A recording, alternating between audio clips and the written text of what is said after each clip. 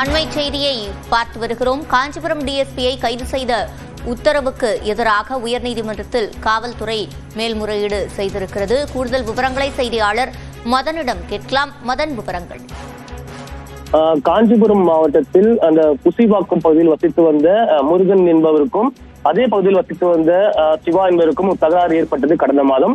இந்த அடிதடி சம்பவம் குறித்து முருகன் காஞ்சிபுரம் காவல் நிலையத்தில் புகார் அளித்திருந்தார். ஆனால் இந்த புகார் மீது எந்த ஒரு நடவடிக்கை எடுக்கப்படாததால் குறிப்பாக அந்த பட்டியல் சாதியினர் மற்றும் பட்டியல் பழங்குடியினர் சட்டத்தின் கீழ் SC/ST ஆக்ட் படி நடவடிக்கை எடுக்க கோரி இந்த புகார் அளிக்கப்பட்டு 1 மாதம் காலமாகியும் காவல்துறை தரப்பில் எந்த ஒரு விசாரணை முன்னேற்றமில்லை என்பதால் முருகன் நீதிமன்றத்தில் மனு தாக்கல் செய்தார். நேற்றைய தினம் இந்த வழக்கை விசாரித்த காஞ்சிபுரம் முதன்மை மாவட்ட நீதிமன்றம் இந்த புகாரின் தீவிரத்தன்மை குறித்தும் 1 மாதம் காலமாகியும் காவல்துறை எந்த ஒரு நடவடிக்கை எடுக்கப்படாதது குறித்து அதிர்ச்சி தெரிவித்தது. அதே போல இந்த புகார் மீது நடவடிக்கை எடுக்க வேண்டிய காஞ்சிபுரம் மாவட்ட காவல் கண்காணிப்பாளர் சங்கர் கணேஷை கைது செய்யும் உத்தரவு பிறப்பித்தது. இந்த ஒரு உத்தரவானது நேற்று தினம் மிகவும் பரபரப்பாக பேசப்பட்டிருந்தது.